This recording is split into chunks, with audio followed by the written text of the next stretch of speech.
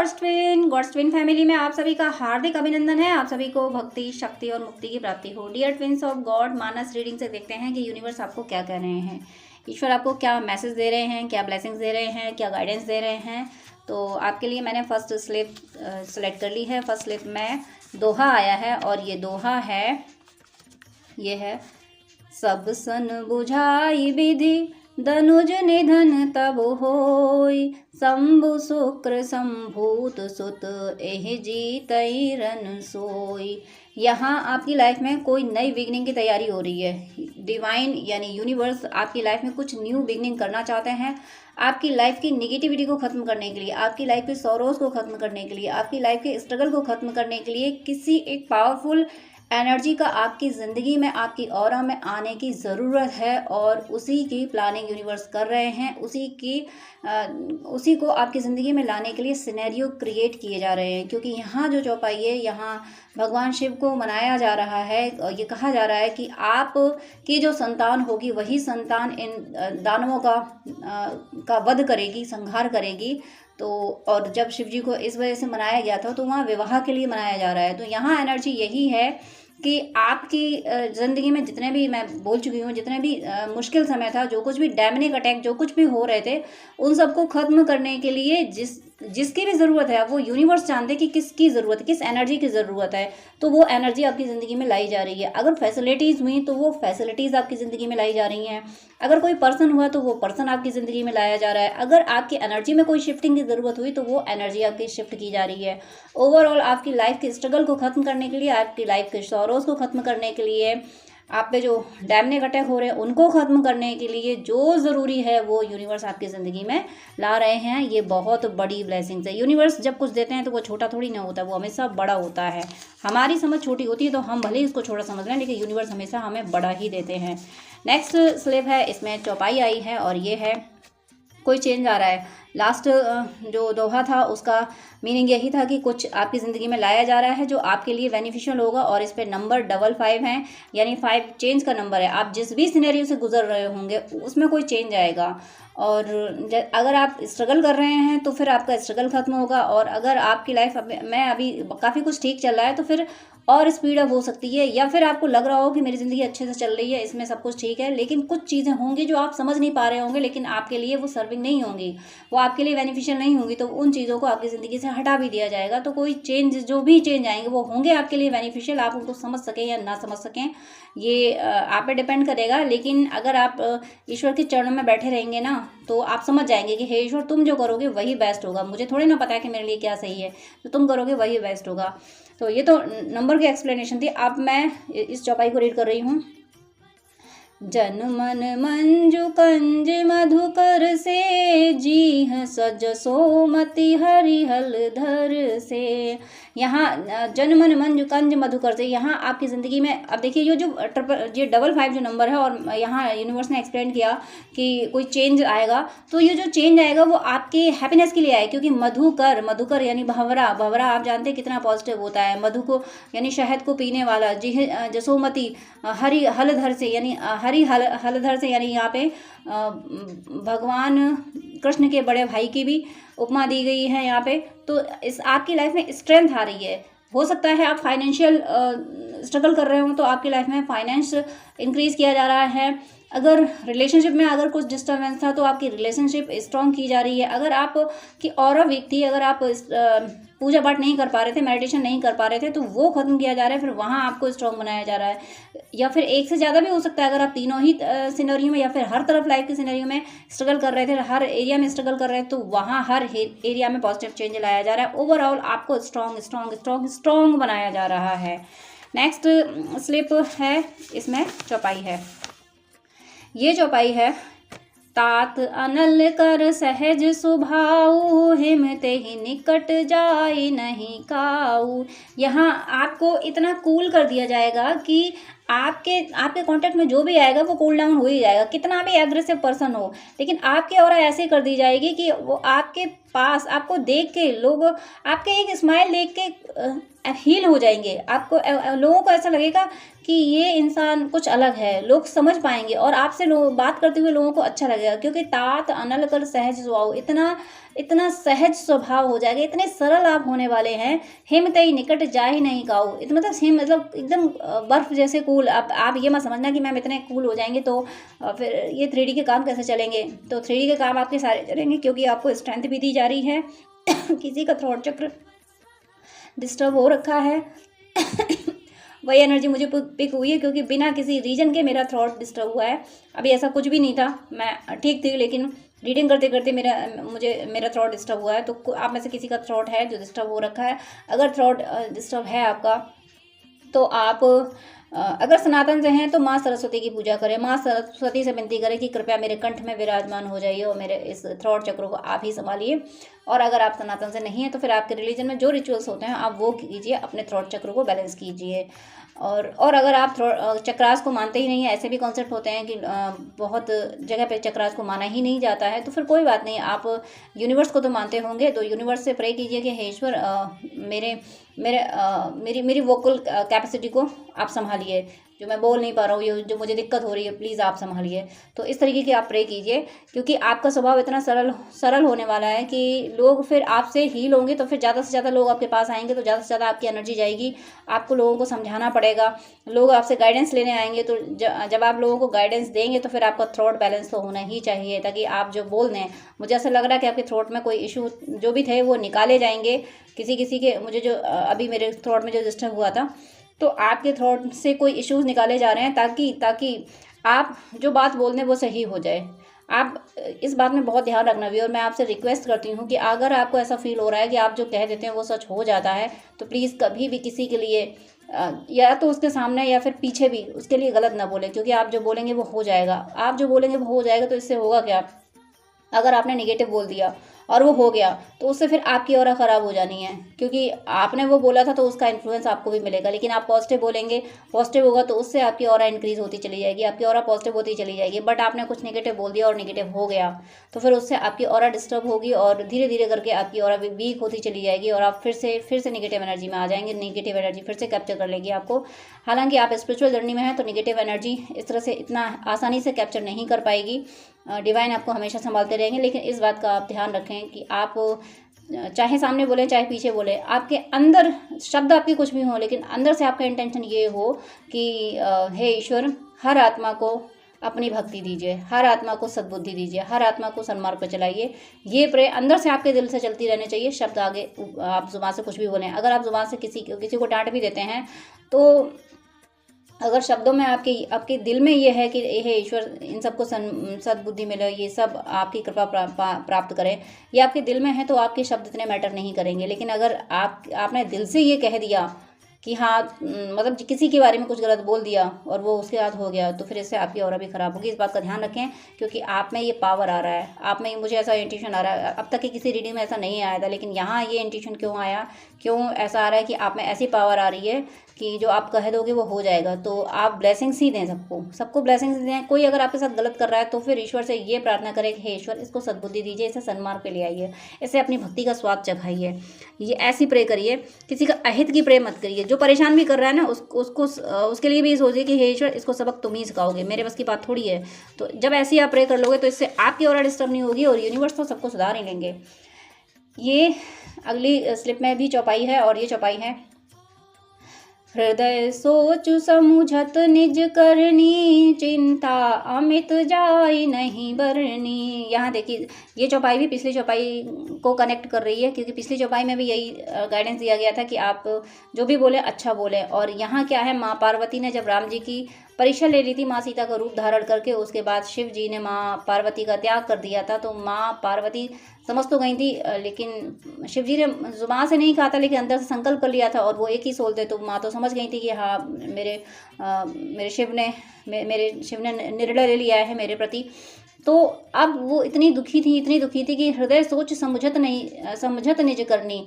उन्हें एहसास हो रहा था कि मैंने क्या कर दिया है, क्या मुझसे हुआ है जिसकी वजह से मेरे शिव मुझसे इतना नाराज हुए। चिंता अमित जाए नहीं बरनी, कि ऐसी चिंता मतलब ऐसी अमिट चिंता है जिसको मिटाया भी नहीं जा सकता और जिसको कहा भी नहीं जा सकता। तो कोई व्यूअर हैं जो ऐसी चिंता में है, तो ऐसी चिंता में अगर आप हैं तो एनालिसिस कीजिए कि आपसे पास्ट में अगर कोई मिस्टेक हुई है और आप गिल्ट में, मुझे ऐसा लग रहा है कोई व्यूअर हैं जो गिल्ट में है, तो आपको गिल्ट में नहीं जाना है। गिल्ट भी एक दिन तो अंत होता ही है, हर एनर्जी का एक दिन तो अंत होता ही है। तो अंत का मैं, हालांकि एनर्जी को ख़त्म नहीं किया जा सकता, लेकिन एनर्जी कन्वर्ट होती है। तो ये जो आपकी गिल्ट की एनर्जी, इससे आपको बाहर निकलना है। और बाहर आप ये सोच के निकलिए कि हे ईश्वर, मुझे तो नहीं पता ना, मैं तो ज्ञानी नहीं हूँ ना, तो मुझसे तो गलतियाँ हो जाएंगी, मैं तो अज्ञानी हूँ ही। तो अपने आप को जब आप अज्ञानी मानेंगे, अपने आप को माफ़ कीजिए। सबको माफ़ करना है तो अपने को भी माफ़ कीजिए कि हाँ, मुझसे गलती हुई है, लेकिन ये गलती दोबारा तो नहीं होगी। ईश्वर से कहिए, हे ईश्वर, मुझे इस एनर्जी से निकालिए। आप जहाँ भी उलझ रहे हो, सिर्फ सॉल्यूशन ईश्वर है, सिर्फ ईश्वर है, ईश्वर है, ईश्वर है। आपको ईश्वर से कहना है, हे ईश्वर, इस गिल्ट की एनर्जी से मुझे निकाल लीजिए, मेरे बस की बात नहीं। आपको जो करना है वो आप कीजिए, आपको सज़ा देनी है तो सज़ा दीजिए, जिस तरीके से आप मुझे निकाल सकते हैं, लेकिन मुझे निकालना चाहते हैं उस तरीके से निकालिए, लेकिन मुझे इस गिल्ट की एनर्जी से निकाल लीजिए। क्योंकि माँ पार्वती गिल्ट में गई ज़रूर थी, और वो जन्म उन्हें वो शरीर त्यागना भी पड़ा था, वो देह उन्होंने त्याग दी थी, लेकिन अगला फिर उनका जन्म हुआ था, फिर उन्होंने तपस्या की थी और फिर से उन्होंने शिव जी को प्राप्त किया था। तो कहीं ना कहीं हो सकता है आपके मन में ये गिल्ट हो कि आपने की किसी गलती से आपके पर्सन आपसे दूर हो गए, तो उस गिल्ट में आप ना जाएं, क्योंकि डिवाइन के प्लान को कोई बदल नहीं सकता, पत्ता भी ईश्वर की मर्जी के बिना हिल नहीं सकता। तो वो जो आपने किया होगा वो भी आपके पर्सन के लिए, या आपने जिसके लिए भी किया होगा, वो उसका भी तो प्रारब्ध होगा।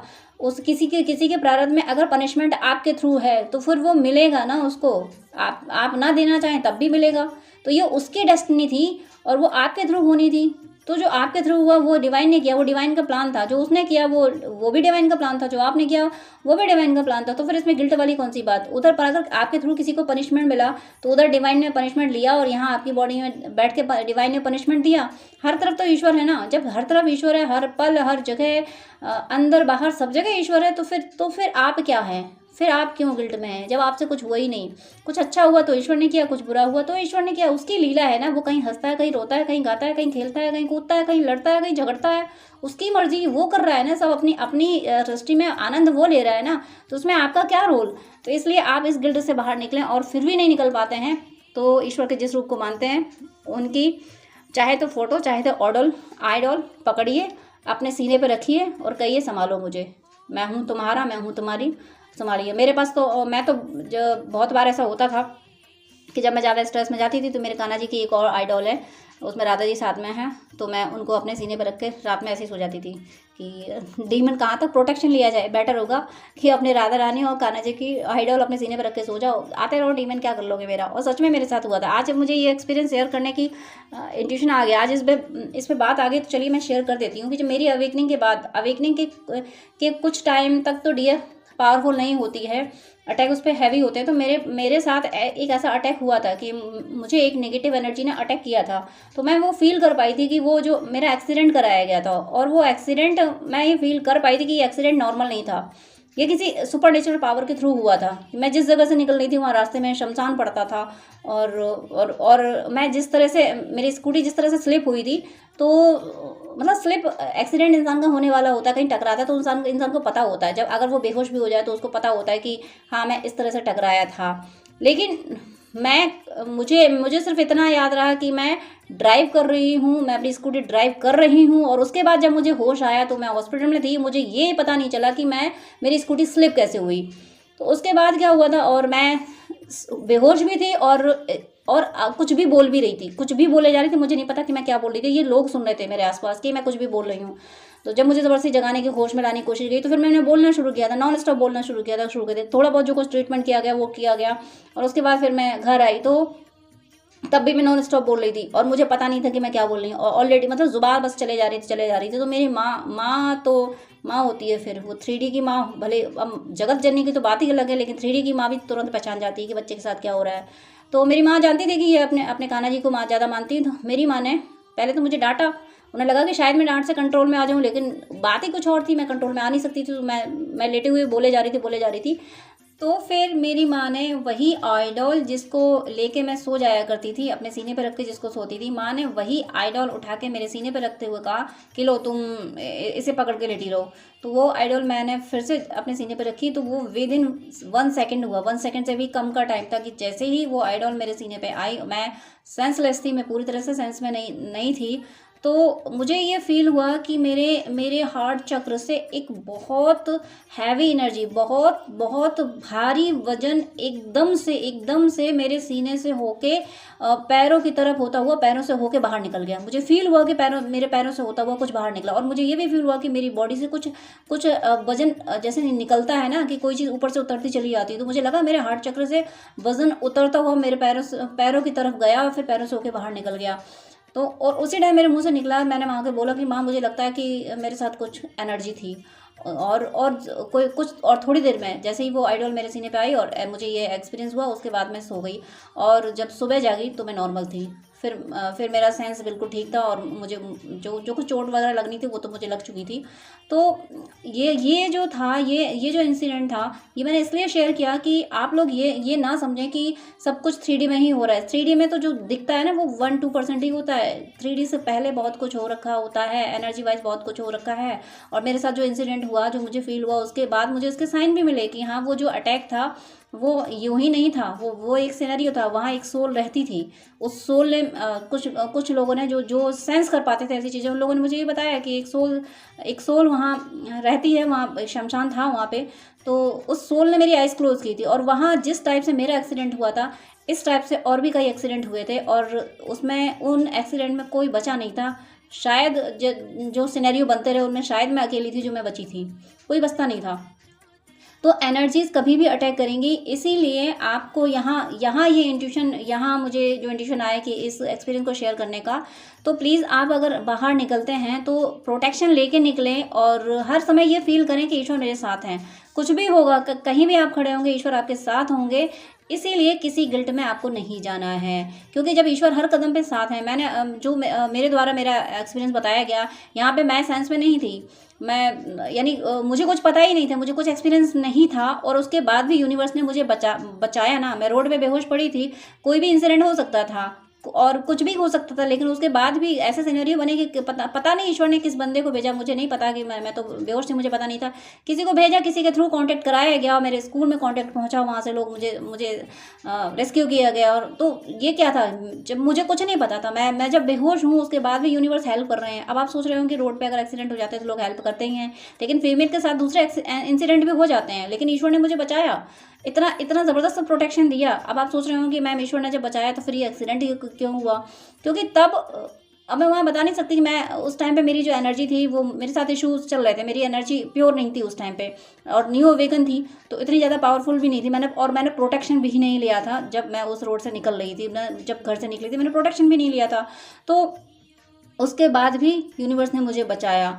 तो इसीलिए आप गिल्ट में ना जाए, मैं बार बार यही कहूँगी, गिल्ट से आप बाहर निकले, ईश्वर आपके साथ हैं, आपके साथ जो कुछ अगर कुछ आपके द्वारा किसी के साथ गलत हुआ है तो वो उसकी डेस्टिनी थी, वो उसका प्रारब्ध था, तो उसके साथ हुआ है। आपको गिल्ट में जाने की ज़रूरत नहीं, क्योंकि ये जो चौपाई है ये बहुत ज़्यादा गिल्ट की है, बहुत ज़्यादा गिल्ट की है, एक्सट्रीमली गिल्ट की एनर्जी है। तो इस गिल्ट से आप बाहर निकलें, जो करने कराने वाले हैं ईश्वर हैं, ईश्वर को सौंप दीजिए, अपनी ये गिल्ट ईश्वर के चरणों में रख दीजिए, कह दीजिए कि मैं इससे नहीं निकल पा रहा, मैं इससे नहीं निकल पा रही, आप संभालिए, आप निकालिए मुझे। अब मैं दूसरी स्लिप ले रही हूँ। नेक्स्ट स्लिप में ये देखिए, अबंडेंस आ गई आपकी ज़िंदगी में। नंबर देखिए 88। ग्रीष्म दुसैराम बन गमनु पंत कथा खर आतप पवनु। अबंडेंस तो है, लेकिन यहाँ आपसे ये भी कहा जा रहा है, देखिए उस चौपाई के बाद, यानी स्ट्रेस की एनर्जी, गिल्ट की एनर्जी के बाद में इस चौपाई का आने का मीनिंग यह है कि ग्रीष्म दुसैरा राम वन गमनु, यानी राम जी जब वन जाते हैं तो उस कथा का वर्णन बिल्कुल ऐसे ही लगता है जैसे असहनीय जो ग्रीष्म होती है, जो जून की दोपहर होती है, जो बर्दाश्त नहीं होती, जो गर्मी, तो वैसी पीड़ा होती है। ये तुलसीदास जी ने एक्सप्लेन किया है, तुलसीदास जी ने उपमा दी, हालांकि भगवान की कथाओं की किसी से उपमा नहीं होती, बट यहाँ उन्होंने उपमा दी है। तो इसका मीनिंग यही है कि उस एनर्जी के बाद में, हृदय सोच, यानी गिल्ट में आने के बाद में आप इस पीड़ा में हैं, आप हो सकता है, या तो आपको अपने डिवाइन से अलग होने की चिंता है कि मैं अपने डिवाइन से अलग मतलब मैं भक्ति नहीं कर पा रही हूँ, आपको ये भी गिल्ट हो सकती है। और आपको ये भी गिल्ट हो सकती है कि मेरी किसी गलती से मेरा पर्सन मुझसे दूर हो गया। तो इन सारी चीज़ों से आप बाहर निकलें। हाँ, लेकिन मैं इतना ज़रूर कहूँगी, अगर भक्ति में आपको ये पीड़ा है कि मैं भक्ति नहीं कर पा रही, हे ईश्वर मैं तुम्हारे लिए कुछ नहीं कर पा रही, तो ये पीड़ा तो रहनी चाहिए। ये पीड़ा तो भक्ति है। अगर आप इस पीड़ा में है कि हे ईश्वर मैं कुछ नहीं कर पा रही, मैं तुम्हारे लिए कुछ नहीं कर पा रही, तुमने मेरे लिए इतना किया है लेकिन मेरे से कुछ नहीं हो रहा, मैं ना भक्ति कर पा रही, ना मैं भक्ति कर पा रहा, ना मैं कुछ और कर पा रही हूँ, मैं कोई स्पिरिचुअल प्रैक्टिस नहीं कर पा रही, बस उलझा हूँ, मैं उलझी हूँ अपनी ज़िंदगी में, हे ईश्वर मैं क्या करूँ, मैं तुम्हारे लिए कुछ नहीं कर पा रही। अगर ये पीड़ा है तो ये बिल्कुल सही है, क्योंकि ये पीड़ा भी भक्ति ही है। नेक्स्ट स्लिप आई है यहाँ पे, मैं लास्ट स्लिप ले रही हूँ। और ये देखिए लास्ट स्लिप में देखिए 6-9 नंबर, 6-9 मतलब यूनियन का नंबर है और फेमिनिन एनर्जी का नंबर है। तो फेमिनिन एनर्जी बैलेंस हो रही है आपके पर्सन की, और यूनियन का साइन मैं इसको करूँ, ये यूनियन के साइन को भी रिप्रेजेंट करता है जो कि यूनियन का साइन है। अब ये चौपाई है, आवत एहि सर अति कठिनाई, राम कृपा बिनु आई न जाय। ये चौपाई कई रीडिंग में आई है कि भगवान की भक्ति करना बहुत मुश्किल होता है। आप अगर इस गिल्ट में हैं कि मैं भक्ति नहीं कर पा रही, नहीं कर पा रहा, तो आपको ये भी मानना पड़ेगा कि भक्ति वो पारस है जो हर किसी को नहीं मिलता, और जिसको मिलता है ना वो बहुत विरले होते हैं, बहुत हाई क्वालिटी के। मतलब हाई क्वालिटी का मीनिंग है कि ऐसी सोल होती हैं जो ईश्वर से किसी मामले में कम नहीं होती, ईश्वर के पास होती हैं, ईश्वर की गोद में बैठी होती, ऐसी सोल को ही भक्ति मिलती है। तो आप बिल्कुल भी इस गिल्ट में ना रहें कि आप, हालांकि भक्ति के लिए तो मैं ये कहूँगी कि अगर आपको यह सोच है कि मैं भक्ति नहीं कर पा रही, तो ये आपकी भक्ति को और निखारेगा। लेकिन ऐसे लोगों से दूर रहें जो आपको भक्ति करने नहीं दे रहे हैं। और दूर रहने का मीनिंग है कि आप 3D में दूर नहीं रह सकते। 3D में आपके कोई रिलेटिव ही है, आप अगर फैमिली में ही कुछ ऐसे हैं जो आपको भक्ति नहीं करने दे रहे, तो आप उनसे दूर कहाँ जाएंगे और उनको दूर कहाँ भेजेंगे? आपको रहना उन्हीं के साथ पड़ेगा। तो कोई बात नहीं, चलते फिरते मानसिक ईश्वर की याद करते रहें, मानसिक ईश्वर से प्रार्थना करते हैं, हे ईश्वर मुझे बचाइए, मैं आपकी भक्ति कर सकूँ, मुझे ऐसी सोल से बचाइए जो सोल मुझे आपकी ओर नहीं आने दे रही हैं। तो ये आपको कंटिन्यू प्रे करते रहना है, तब जाके आप संभल पाएंगे और तब जाके आप सही से भक्ति कर पाएंगे। आप परेशान ना हो, क्योंकि ये जो चौपाई है ये यही कह रही है, आप इस एनर्जी में हो कि हे ईश्वर तुम्हें पाना कितना मुश्किल है, तुम्हारे पास आना कितना मुश्किल है, तुम्हारे लिए कुछ भी नहीं कर पाते हैं हम। तो आप बिल्कुल इस एनर्जी में ना जाएं कि तुम्हें ईश्वर को पाना, हमें ईश्वर को पाना मुश्किल है।